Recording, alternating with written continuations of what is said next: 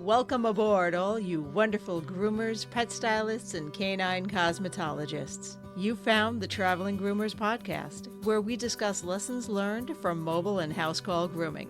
I'm one of your hosts, Chris Bear Anthony.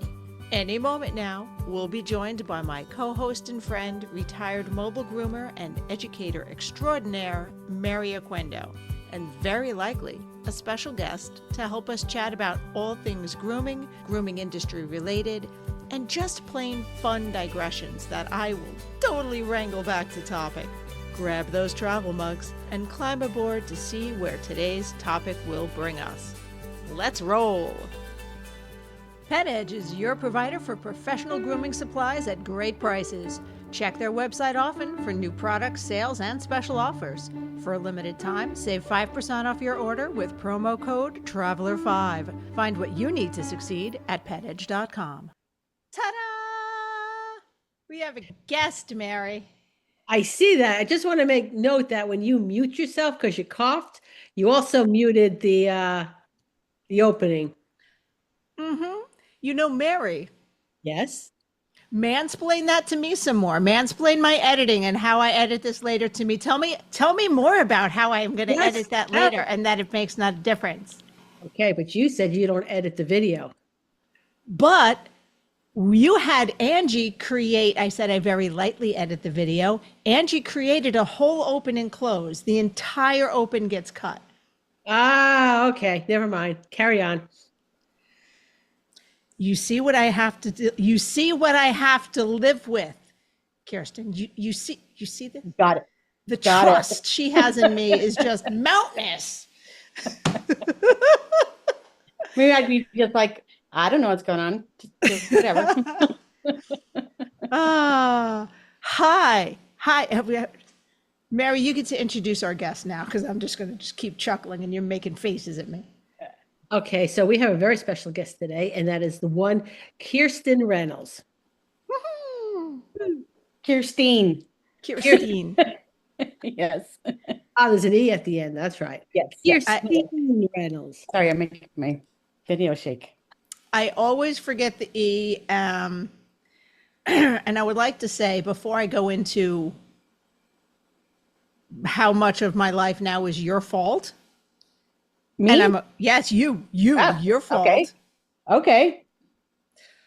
But before that, ladies and gentle groomers, welcome to episode number 301, recorded on June 14th and will be airing on July 16th, right before the Rocky Mountain Groom Expo.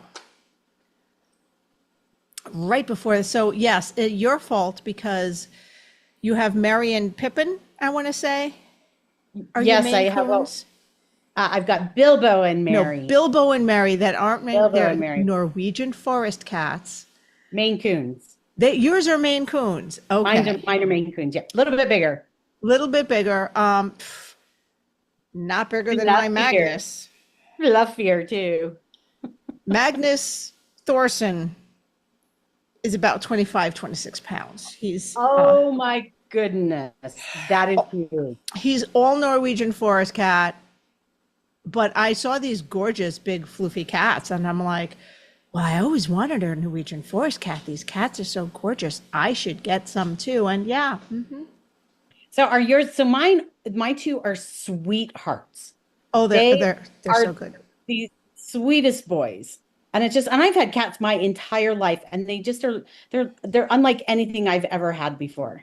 These two, my cats they're so sweet. They're not directly related. I got them from a breeder who had them from two separate breeders. She was closing her cattery and moving overseas. And I've had animals where I've been told, they need to be adopted out together before. And I'm like, yeah, sure, whatever. And I've had cats that liked each other I have not had cats like this. These two are so attached. The female is so attached to him. My phone is full of her being all up in his face. All up in his face. All up in him. They're just, yeah. I need to get that T-shirt that says, with the woman holding the Chihuahua, that says, "Oh my God, I forgot to have children."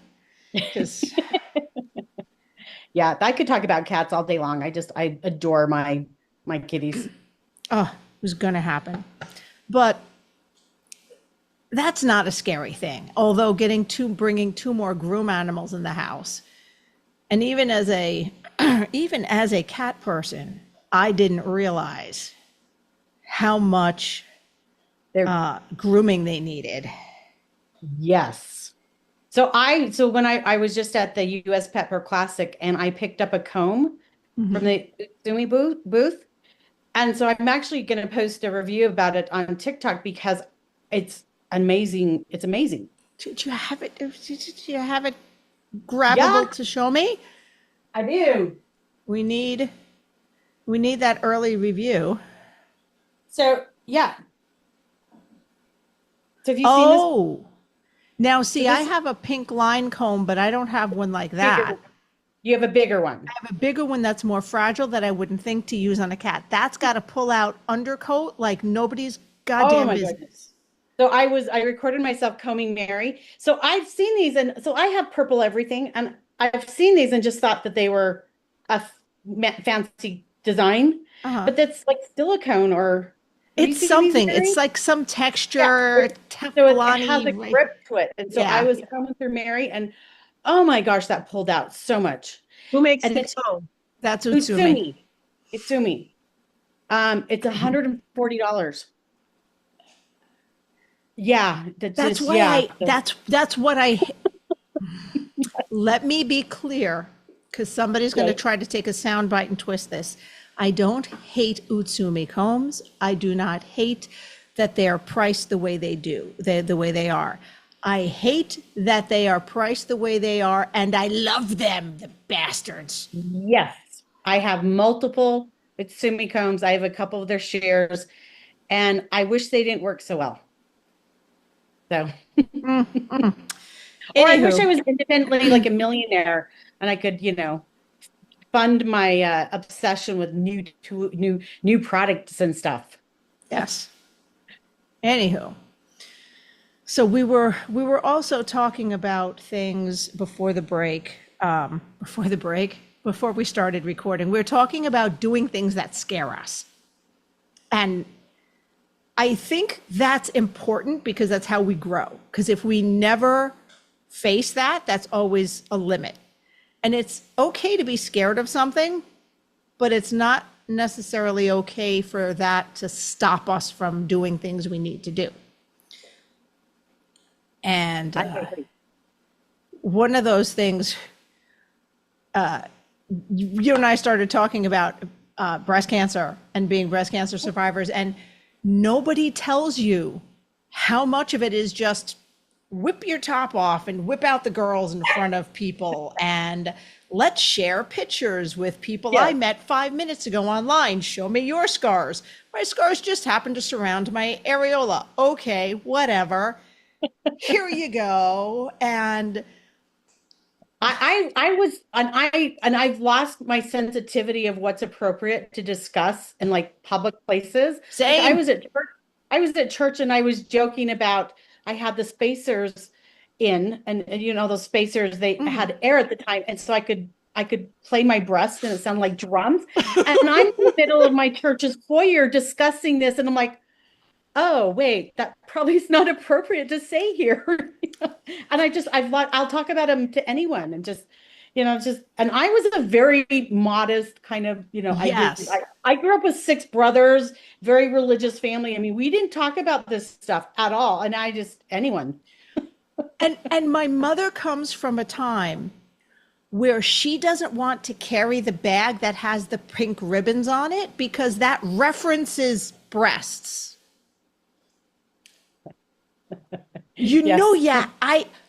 I inherited this from my mother's side of the family. We all know you got them. You can't miss them. But I've noticed that there are 2 kinds of modesty that you lose during this. And one is just the ability to just show your boobs to anyone if need be, within reason. I'm not talking about we're going to flash them for Mardi Gras beads, No. I'm talking about you're having a medical discussion. Medical professional Yes, slash, but even like the or other women. receptionist or the front desk can walk in and you're like, oh yeah, here you go. Yeah. Take photos. Okay, here you go. Someone I met for the first time, like I knew of, we had a mutual friend in common. One of the first times we actually met and hang out, we went to the ladies' room and showed each other our boobs because it was show off our scars. Like, let's go into stall and go. Listen, stranger things have happened in Vegas. But that part more or less grew back. I'm a little less hesitant now because it's been a couple years. Yeah. But the talking about it, nope. That's gone. I will talk about boobs in mixed company in all the places. They're there. And I forget that at one point I would have been the person uncomfortable with the discussion. And I'm like, oh, I wonder if I'm making people uncomfortable. And I'm like, well, if I am, they're going to have to tell me because I'm chatting. I don't have any. I meant to look up these stats before, but approximately 1 in 8 women in the US are going to be diagnosed with some type of breast cancer. So I want to be aware if people are uncomfortable, and I don't really want to make people feel uncomfortable, because wanting to make someone uncomfortable is a little mean, but at the same time, you're going to know somebody. Get over it.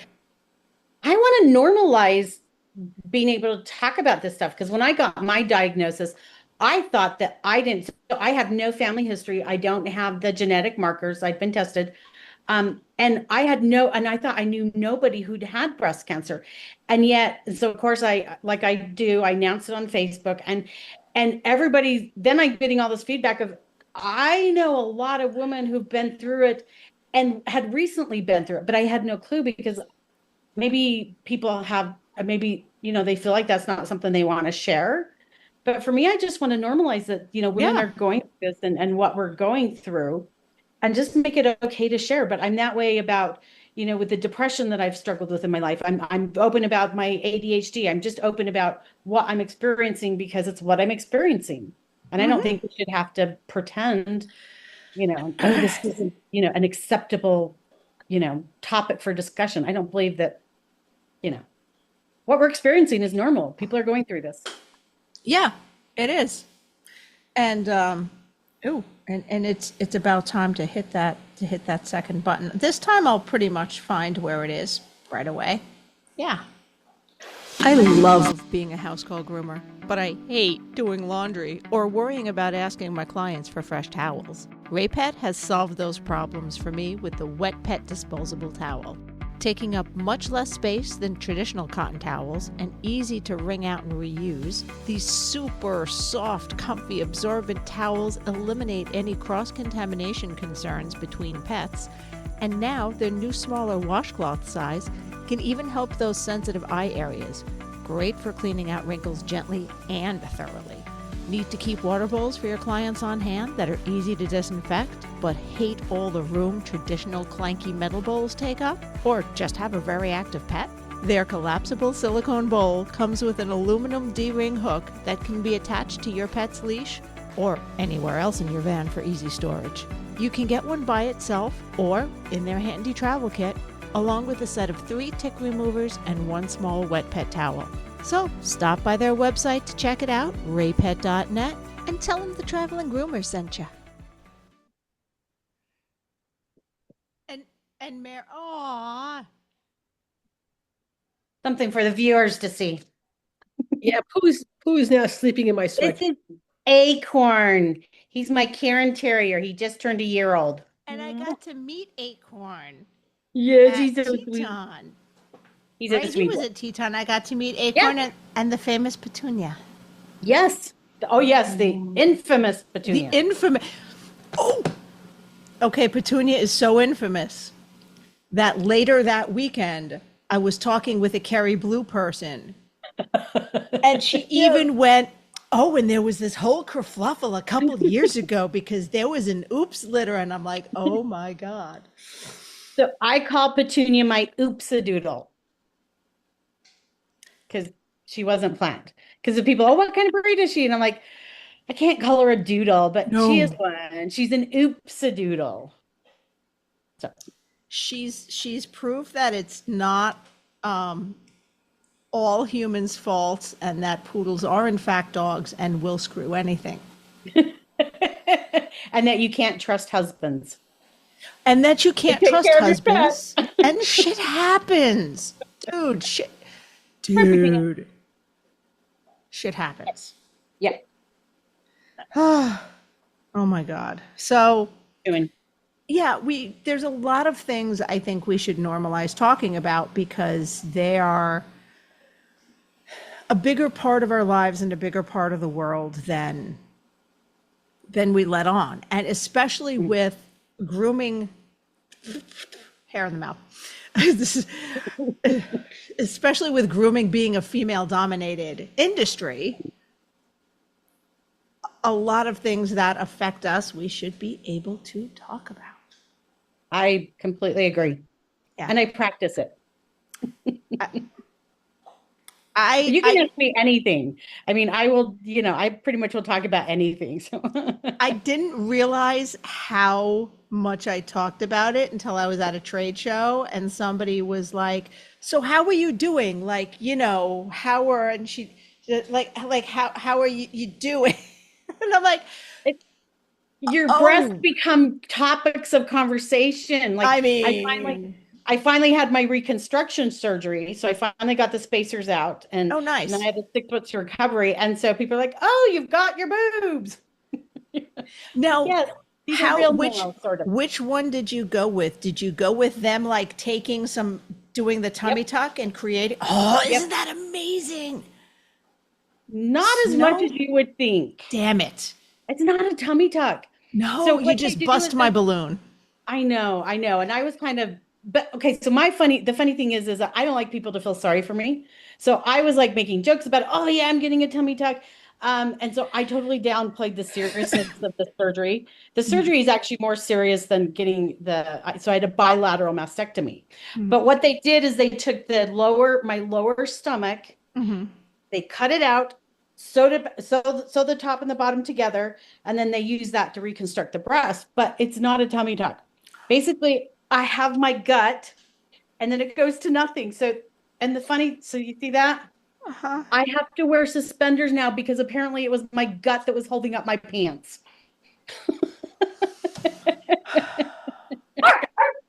That sucks so hard. Yeah, but that's the thing that I think sucks. The spacers are awful, so I was glad to get those out. Yeah, if for people who don't know, they can Google them. They're just uncomfortable, and I had them for over a year, so I was like, oh, let's get this done. Oh, you were ready. Yes. And just having that surgery, because you have to take and you need 6 weeks recovery. Oh no, so you have to take 6 weeks off. I'm not married. I have no second income. So that means no income for 6 weeks. And it was just hanging over my head. So finally, that's in the past. We can move on and start focusing on not having that and hanging over my head. So I should be done with my treatment. I should be done with everything other than recovering financially from having breast cancer.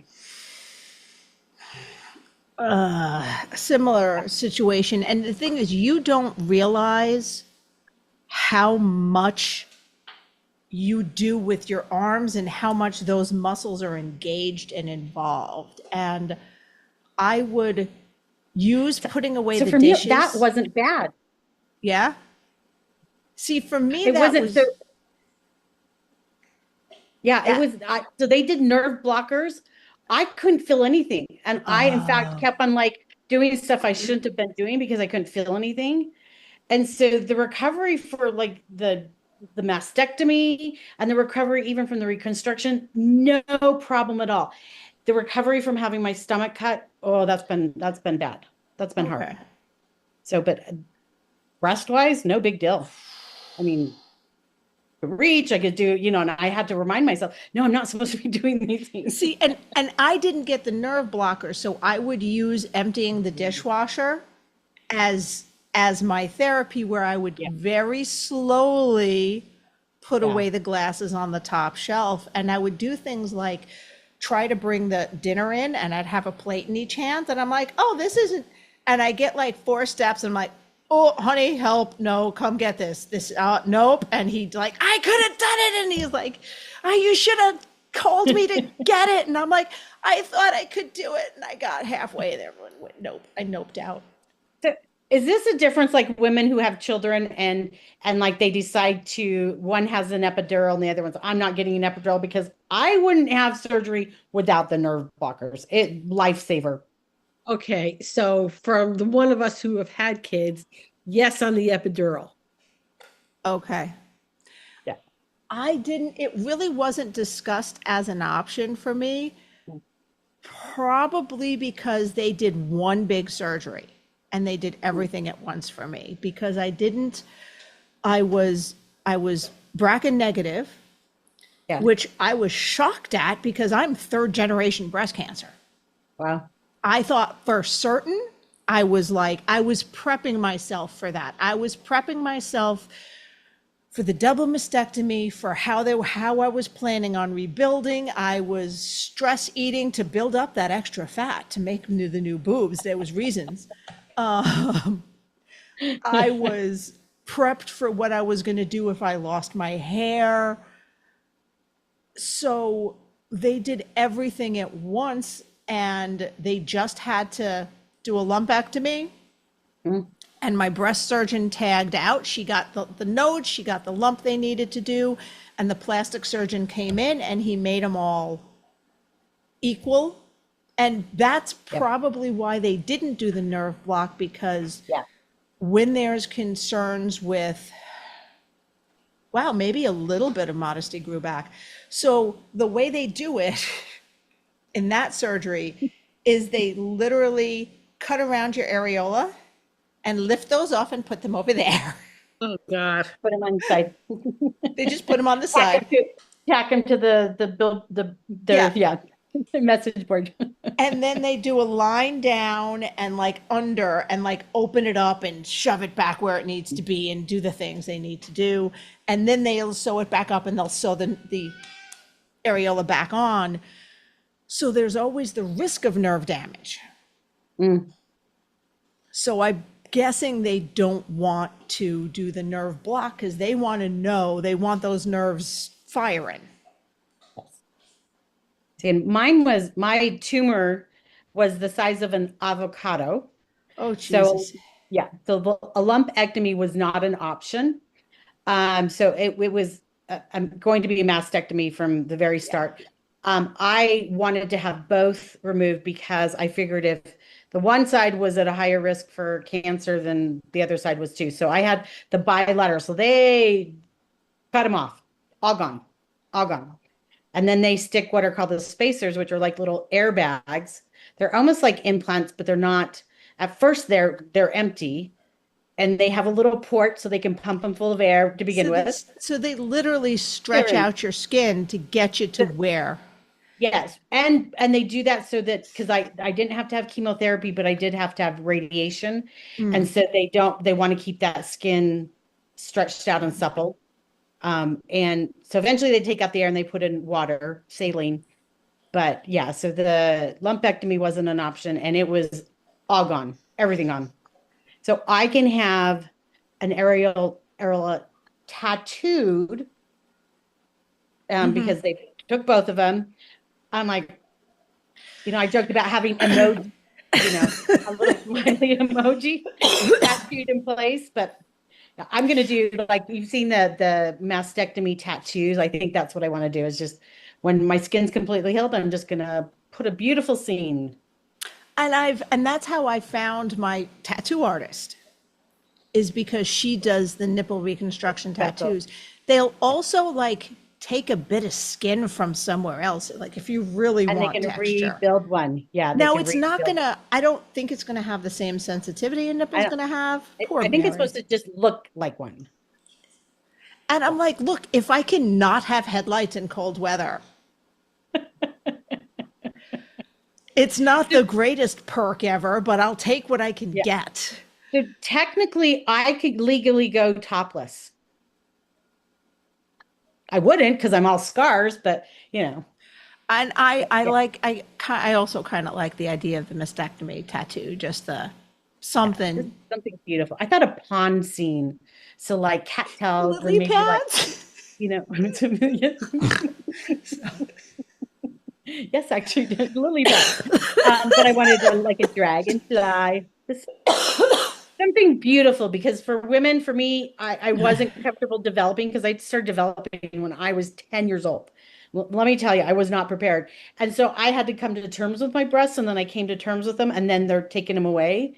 So for me, I want something beautiful to kind of replace the femininity that I feel like was taken away. So I'm kind of looking forward to it. I'm going to wait a year, let it heal up. No, I completely get it. And I know there are at least one person, probably a couple more, listening to us cackle about this, going, how the hell are you laughing? It's better than crying. Yes. What are we going to do? Like, spend the rest of our lives crying about it? Like, I suppose we could. There's Tonya. So for me, and it's like people are like, oh, you're so brave, and I'm like, there's no other option. You do what you have to do. And I've heard that a lot on like the breast cancer forum on Reddit, on different forums, on people talking. Y'all, you mean well. I'm not mad at you, but don't tell us how brave we are. It's exhausting. It's like, and when they say, oh, I couldn't do it, and I'm like, yeah, you can. So die then. Like that. You do it. Yeah. You do. It's literally, and I know it sounds crazy and I know it sounds backwards, but it's the equivalent of saying, Mary, you got up this morning. God damn it. How brave are you? All the stuff going on in the world today, and you just got out of bed. That's what it feels like to us. It's coming from a place of love, and I'm not scolding anyone who has ever said that. I am educating you gently for the future, because 1 in 8 people, this shit'll come up again. And I think that also there's the issue of they're acting like that I'm something special going through this, and that they don't have that. I'm like, no, you do. You grow as you're needed, and it's like any obstacle or trial that we have in life, we change, and and we grow and develop. And hang on, I'm so behind hitting buttons that the rest of the commercials are not going to be adequately spaced. Deal with it back in 15 seconds. Pet Edge is the pet professional's choice for supplies and equipment from top brands. Check their website for new products, sales, and special offers. For a limited time, save 5% off your order with promo code TRAVELER5. Find what you need to succeed at petedge.com. Watch this segue. Politics worthy. And that's when we were talking about doing things that scare us, because we don't know what we're capable of until we're tested and until we try. So when we're doing things we're scared of, whether that be that getting on a ladder or going to a spa where you got to be nude in front of people, or learning that new haircut because somebody booked with a giant schnauzer and you're like, oh no, now I have to learn this, or competing, or learning new ways of handling and relating to the dogs. Because if you're an older school groomer and you were taught certain ways, change is scary and unnerving. And I hear you're coming up with a program similar to that. I love that segue. I am so excited about this. I am so excited about this. So it is the Cognitive Grooming Method. And cognitive basically is to use your brain. And when we talk about cognitive studies, we're talking about the study of the brain. And originally I was going to call it the mindful grooming method, but that's already taken. But for me, the cognitive is, so mindfulness to me is being aware and using all of the tools. So it's almost a holistic thing. Cognitive is the same thing because everything happens in our brains. Our emotions, all of our senses are there to feed information to our brain. So everything happens in the brain. And so that's why I went with cognitive, is because if we are with grooming, instead of just going with the flow, if we're thinking about what we're doing and we're approaching it in a cognitive way. So it's mindfulness, but it's coming from the direction of science. Because if you don't know this, and I didn't until a little over a year ago, that everything has changed in the last 10 years. Everything that we know about dogs has completely changed. That there have been a couple advances in science, and one of them is that they can now scan a dog. They can do an fMRI, functional MRI, on a dog's brain while they're awake. And it is so, I'm sorry, I get really stupid, crazy, excited about this because it has opened up everything. So before, when they're looking at the brain, they can't see what's happening. So all they could do was guess about a dog's motivation, or, there was still this debate on whether or not dogs love. So you have behavioralists and yeah, I know, for any dog person, we're like, well, of course they love, but behavioral scientists were like, well, you don't know that because you can't prove what's happening in the brain. But now we can figure out what's happening in the brain, and they solved it. Dogs love us. Okay, they love their people. We knew this, but now science has proven dogs love. Has proven it. Dogs have emotions. And so, and they're doing, and now you have, so since that, and that was about 2013 is when they did the first one. And then you start seeing these studies that get published around 2015. And I currently have notifications to get any kind of new studies, cognitive studies on dogs, and I get them daily. And so we've got all of this new information that we're learning because we can actually see what's happening in a dog's brain. So we can see how they're responding to their environment. We now know that they can read people's emotions on our face. When we display emotions on our face, the dog understands that. So if we're afraid, you always hear about dogs that can smell fear, which they amazing sense of smell. They can smell those pheromones. But they can actually recognize that on our faces. I mean, and just so all of this stuff is coming out. And so everything's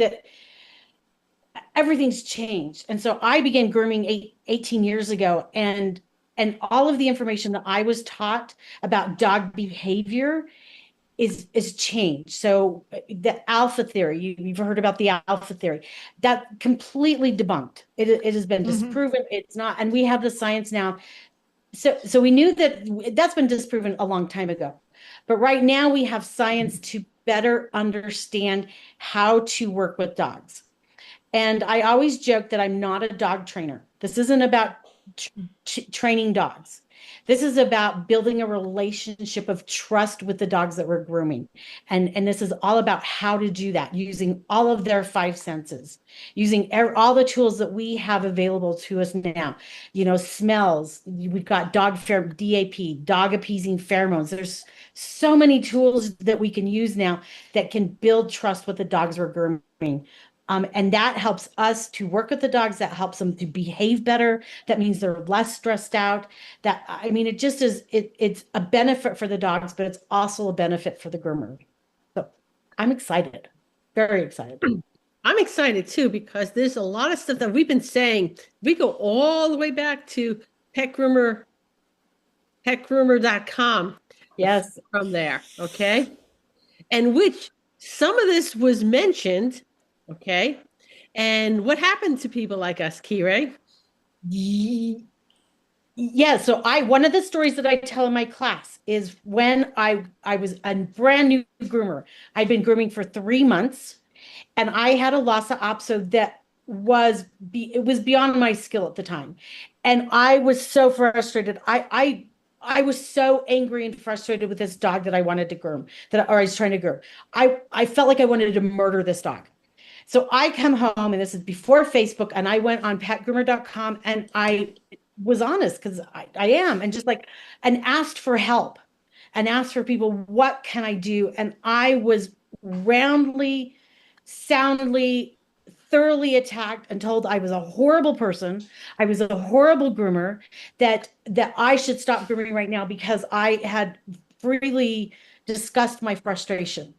And so there hasn't been an environment that's been safe to discuss these type of issues, that we all get frustrated. We all have bad days. And everything and everything is connected. And I'm going to hit a button real quick again, but this comes back to, if it's not safe to talk about things, if it's not safe to discuss things, we can't learn and grow. Ooh. Are you ambitious and motivated? Looking to pivot your career within the pet industry? Hesitant to take the first step? Unsure of how to begin? If so, the Create That Program monthly membership is tailored for you. Gain access to over 20 hours of recorded content, invaluable workbooks, and practical checklists. Additionally, benefit from a monthly group coaching call with Mary Oquendo, a 2-time nominee for Barclay's Contribution to the Industry Award. Are you prepared to make a worthwhile investment in yourself? For just $197 a month, initiate your journey towards leaving a lasting mark on the pet industry by joining Create That Program. Join today at createthatprogram.com. So see, for those of you who thought all of our discussion in the beginning was a digression, yeah, everything is connected. It was just setting up the main topic. Exactly. We planned this. We talked about this before. Oh, yeah. Well, maybe Chris, because, Chris has an outline and notes. Yeah, sort of, maybe. I just show up. Maybe. And I can talk about anything nonstop. Which is what makes this a dangerous podcast, because I think all three of us can do that. But so wait, so you got attacked for saying that you were frustrated as a 3-month-old groomer. Yes. But there were some people that were actually listen, and I kept on replying to people, you don't understand. I didn't injure this dog in any way. No, you didn't I love lash dogs. out against the dog. Like you didn't hurt the dog, you didn't get physical. And so there were people who actually listened and gave me advice that helped me to work for 18 years. That was my first real obstacle. If I hadn't overcome that, then I don't think I would have survived. But I came in, and I think a lot of us do come into the industry having not a very good understanding of dogs. I had pets. I loved animals, but I wasn't a dog trainer. I wasn't a breeder. I wasn't in the dog world. So I just understood them as pets. So we don't have this understanding of how pets or how dogs interact with us, and how we create these bonds, because there are things that we can do to build relationships with them. And when we have relationships with them, they're going to trust us, and they're going to let us touch their feet. They're going to let us do their nails. And it's all about reducing the stress for the dogs and the groomer, on just making it easier. And just, I don't want to, at the end of the day, feel bad about how any of the grooms go. And the funny thing is, while I was creating this program, I thought I was the only one doing this. And I kind of kept myself in a bubble, because I wanted to develop this, because I was reading all of the science, and I was reading the books about the science books. So I'd started with some dog training books, and I'm like, this doesn't help. Dog training is not dog grooming. It's completely different worlds. And so I was reading all these science books and creating this plan in my head of what we can do. And so I cut myself off, and I'm like, oh my gosh, we need to be talking about this, because this will make our jobs easier. It will make us it will bring more satisfaction to working with dogs. And so now that I've created the program, or this part of the program, I now have listening to other people who've been doing this for a while. And I can never remember things on you. I'm not good. Kirstine Reynolds Smith. Yes. And oh my gosh, I just was thinking her name. She has the bright colored hair, all the different colors. Melissa Jepson. Yes. And then Ashley Hanvey. Yes. So those off the top of my head, I know, and now I've talked with them and found out what their approach is, and we're all doing the same thing, and we all have this similar approach, which I think is amazing because we've all come at it differently. Kirstine Reynolds-Smith is a dog trainer, so she's approaching it from that direction. I like the science, so I'm approaching it from that direction, but we're all pointing to the same direction of being more gentle and humane with how we're handling the dogs. We're too rough with the dogs. Even if we're not crossing the line, even if we're not, doing things that we're embarrassed about, we're too rough with them. We need to be handling them with gentleness. And all of us are now, so, and I think it's amazing because now it's like all of us at the same time are trying to get the word out and trying to teach this of, better handling and more humanity and compassion. Because everything's kind of converged and the science, and we're more ready to hear it. Yes, I agree. So I think, and I think it's easier to get the education out there. So especially for the new groomers coming up, I think they have the same problem that a lot of us did when we started out, of lack of really good information, education. I went to a school. I thought I was making a good choice. Went to a school, was just crap. And so I started out like, I don't know what I'm doing. Didn't know that I didn't know until later. Then I'm like, wait a minute. But so they're still experiencing the same thing, and yet it's been almost 20 years, and we need to be providing. And Mary's really great about this, of having education and making that available for everyone, so that so that we can be better groomers, do better at our jobs. Yeah. I mean, it's a beautiful time to be alive, because the amount of new education and new science and developments is kind of converging with the ability to get out there. Yes. But we're so off topic. I mean, not topic. Schedule for buttons. Hitting a button, because it's almost an hour already. What the hell? I know when I'm on the road grooming, I want to keep things rolling along. With a 9-foot clearance, Hanvey mobile grooming vans actually fit through most drive-thrus to make lunch and banking on the go a breeze. With their clean-running diesel engine getting up to 5 hours runtime per gallon, you're spending less time and money at the pump. Visit Hanvey.com today to configure the mobile grooming van of your dreams. Ta-da. But I am never mad when multiple people come at the same thing. I don't view it as competing, because you're all going to have a slightly different take on it, and it's all going to be better for the animals. I completely agree. And I think that's a concept a lot of newer speakers have a hard time wrapping their heads around, because they don't want to teach because someone's already teaching that. And there's so many different perspectives. Denise Hero and I did a fundraiser for Diamond in the Rough, and it was competing workshops, and we were just given a title. Okay. And just on the title, it was 2 totally different workshops. Perspective is everything. Not to mention that everyone has different teaching styles, and 2 people can present the exact same information, but depending on how you receive information, how you're comfortable with it, you may be, what are you eating? What did you find? Nothing. Okay, sorry. Like, you may get more out of one class than the other. That doesn't make one teacher better than the other. But there's no one right way to do something. I think that, and it's all dogs are all different. Groomers are all different. And so we might be teaching something similar. I might be grooming similar to how you groom, but it's going to be different because I'm a different person. So I always think I love attending continuing education because I think I can learn something from everyone. Even if I learned that, I don't like the way they do that, but you're still learning something.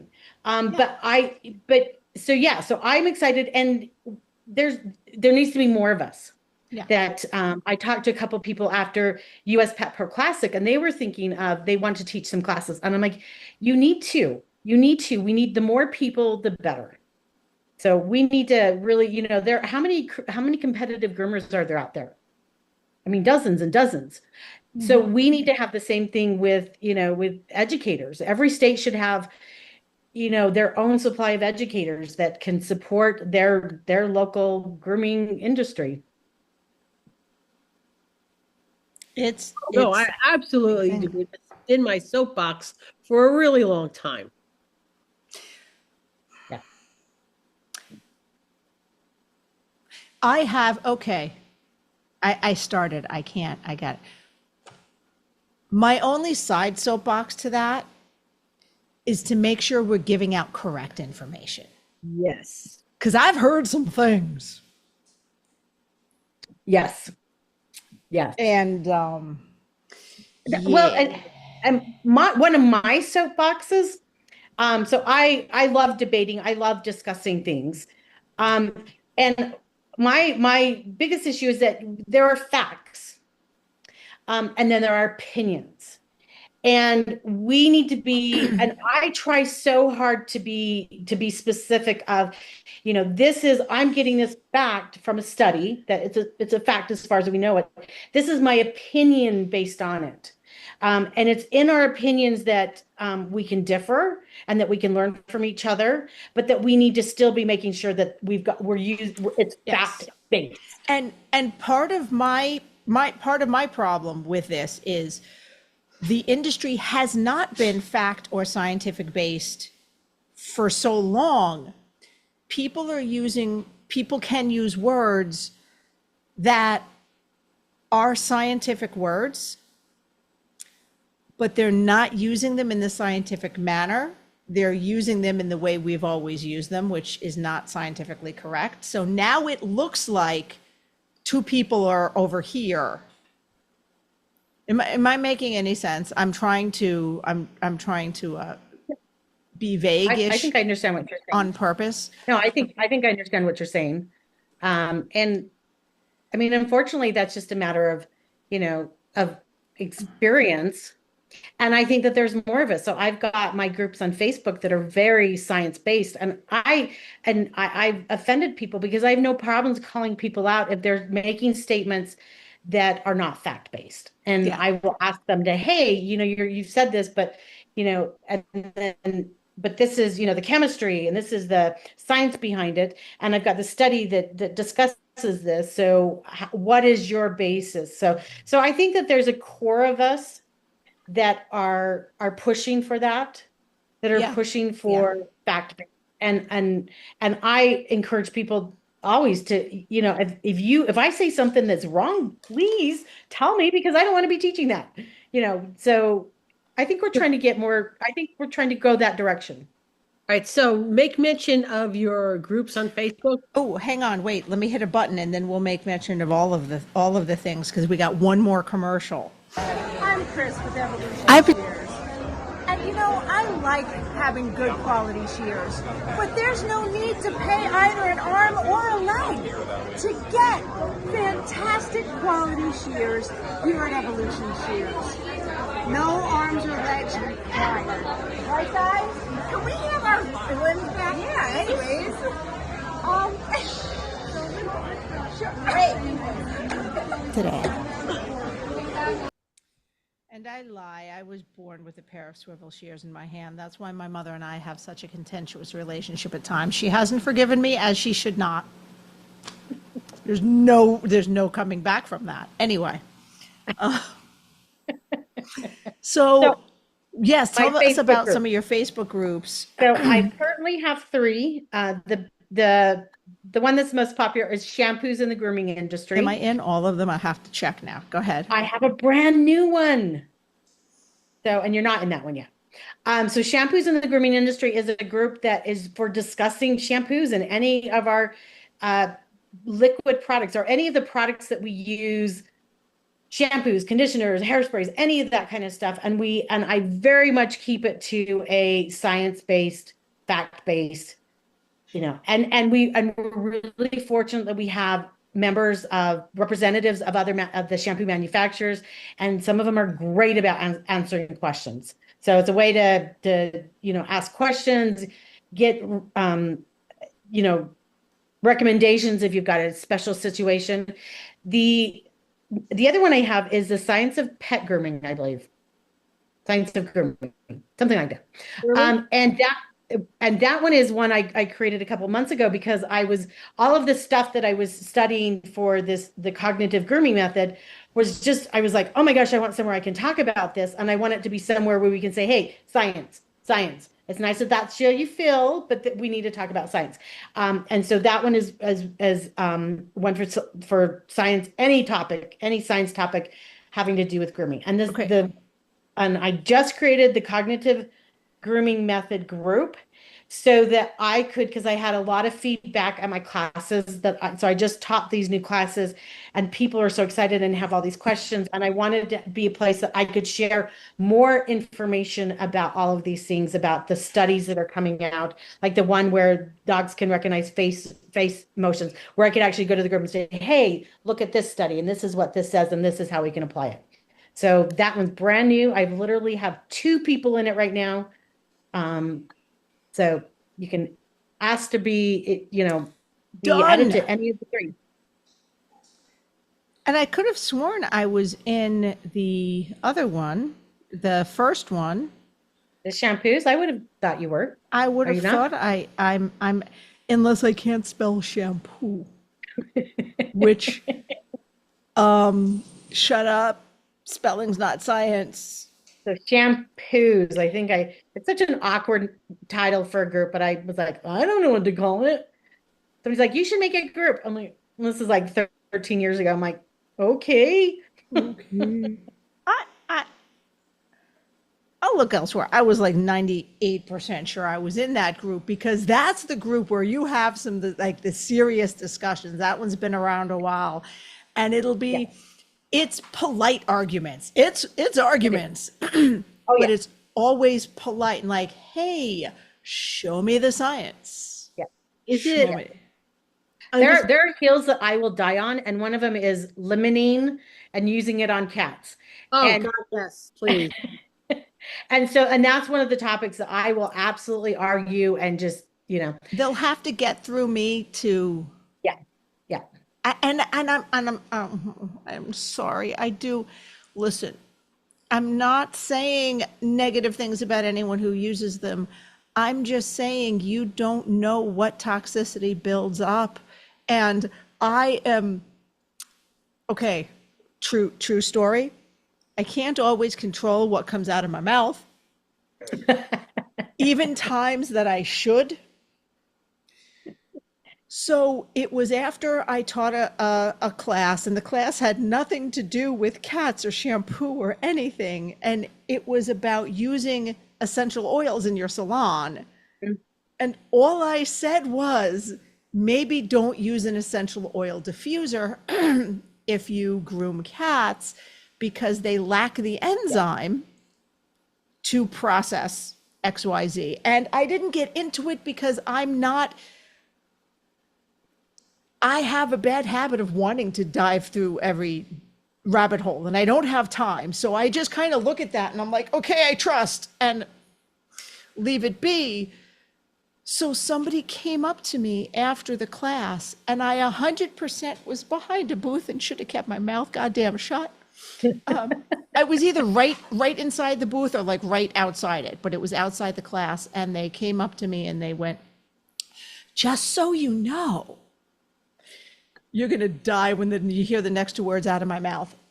Young Living essential oils are so pure, you can use them on cats. And because I was having a bad day, there were things I had, what flew out of my mouth was, oh, so it'll give cats the enzyme to process the essential oils? Oh, you are so funny. I actually teach a like that. class on cats and essential oil. I will remember that one, Chris. That's a good line, right? That is a really good line. In my class about cats and essential oils, my thing is, if they're pure, that means there's more of the thing that is toxic for their livers. Mm-hmm. So actually, we want less pure. The cat's going to be safe if there are impurities. But you know that, so I'm from Utah, and both doTERRA and Young Living there are based in Utah. We're great for our MLMs.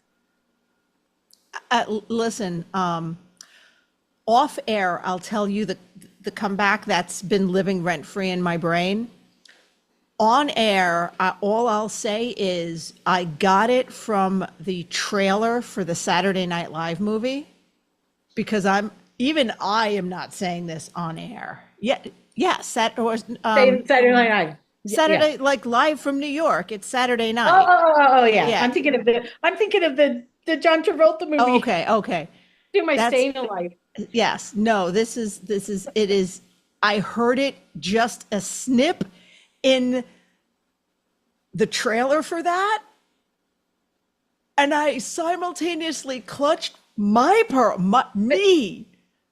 Everybody's going to want to know what it is, though. Watch the trailer. You'll know it when you hear it. Okay. The best was, you could tell that it was said to Chevy Chase, or the guy playing Chevy Chase. Mm-hmm.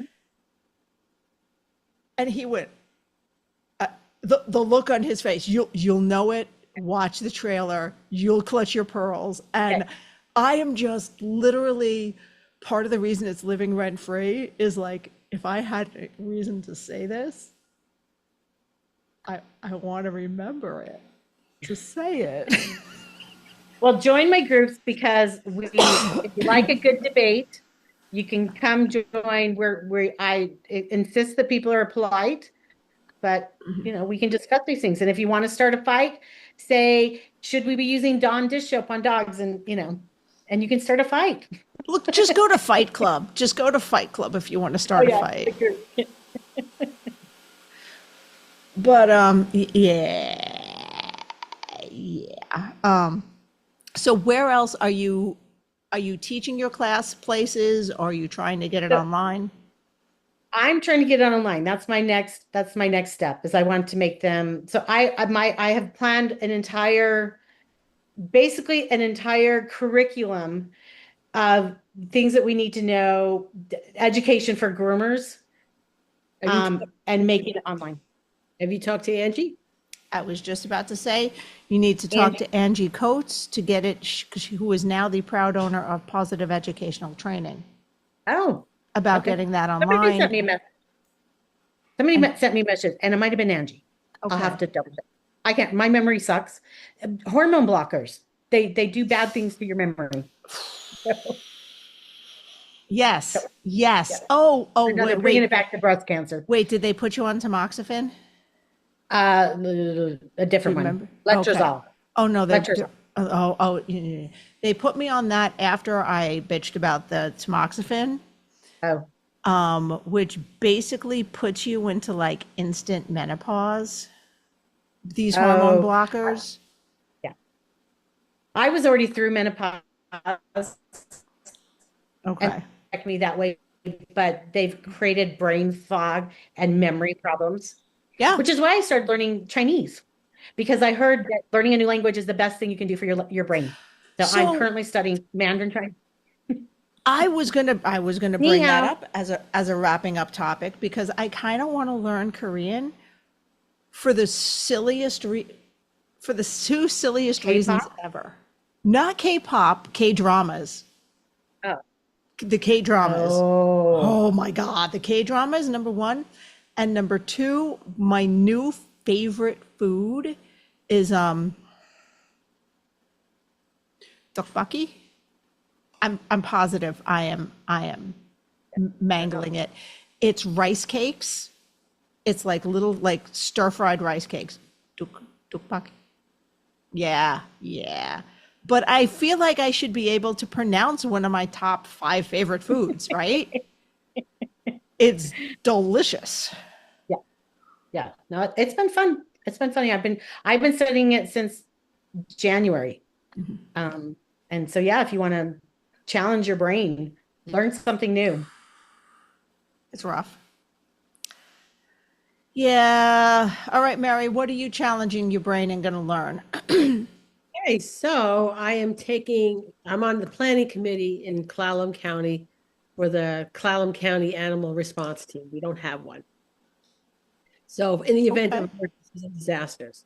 So there's things I have to do, which is I'm going to retake the CERT class. And this is something I highly recommend everybody do.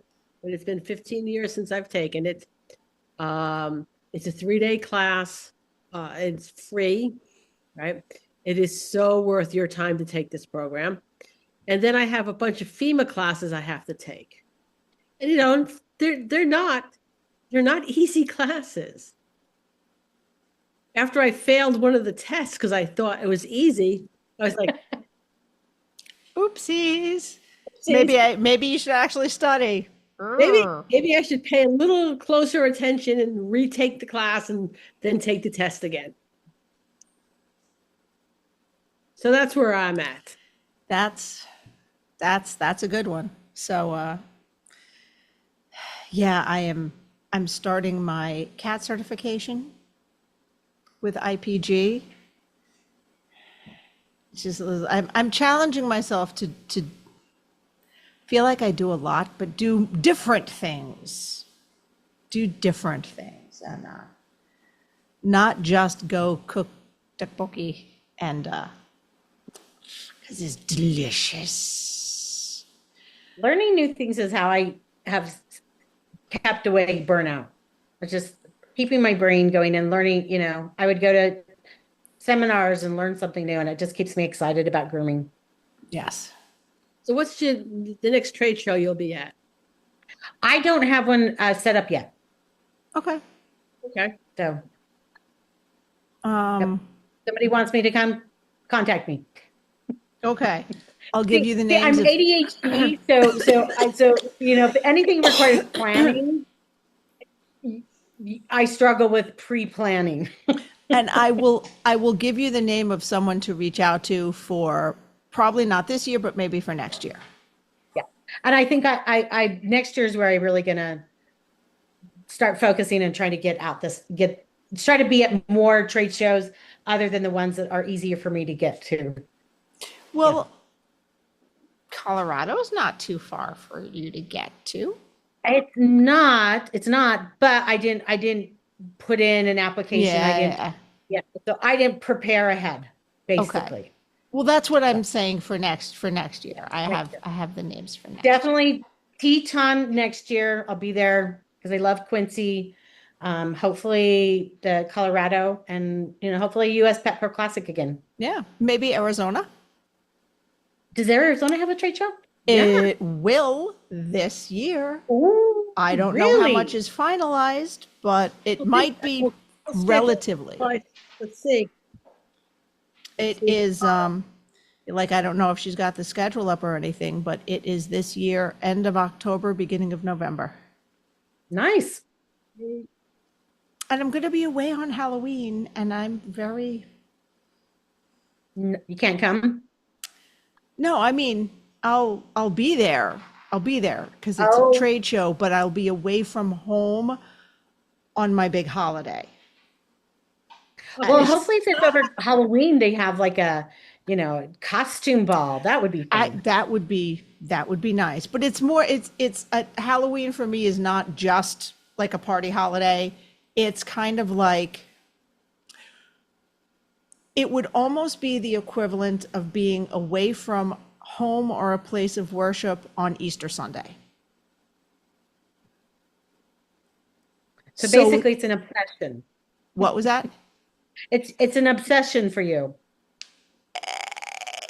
It is the best holiday. Well, it is the best I'm not going to argue with you. Yeah.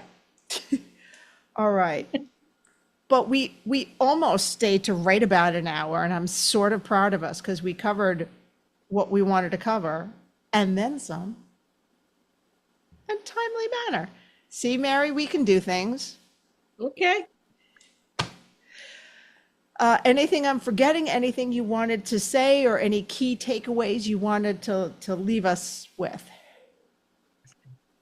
Just let me think. I had a bunch and now my mind just went blank. Because I told you to do it because I put you on the spot. Sorry. Focus on building relationships with the dogs we groom. Yeah. Be kind. Become their friend. Yeah. Yeah. We don't have to be the boss. We don't have to be the alpha. You know, we need to be kind and help them to feel safe. Yeah. Because if they love us, they'll want to do stuff for us. Yes. And then they'll be excited to see us when their parents come drop them off. And then the parents will be like, oh, my dog loves you. Why does my dog love you? I'm working on that as a house call groomer. I get the oh, it's Chris. I get the greet. But then and then they're like, oh, Chris. It's Chris. Yeah. And they fuck off. They're like, whoa. But I love that because, okay, I see that too when dogs are dropped off. Yeah. I love it because it means that they're like, oh, I love you. Oh, yeah, grooming. Oh, but I love you. Yes. At least so I feel I'm moving in the right direction. They still love me. They just don't always love the stuff that happens. So that's where we're working. That's where the work is. But they trust you, and so they let you do it. Yeah. All right, guys. Got to now find the button again. Yeah, there it is. All right. It was awesome talking to you. Thank you for we having me. We got to sit down and talk more, but hang out for a second and guys, this is Daijian to the listeners. That's my Chinese. Goodbye. Yay. Yeah, ni hao?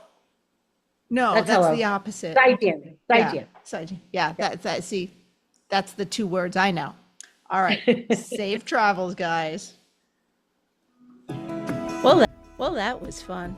But now it's time to head home. We hope you enjoyed listening as much as we enjoyed chatting with you. If there are any topics you'd like us to discuss or guests you want to see join us on this crazy road trip of ours, let us know in the Traveling Groomers Facebook page. Don't forget to thank our sponsors. And see you next week, guys. Safe travels.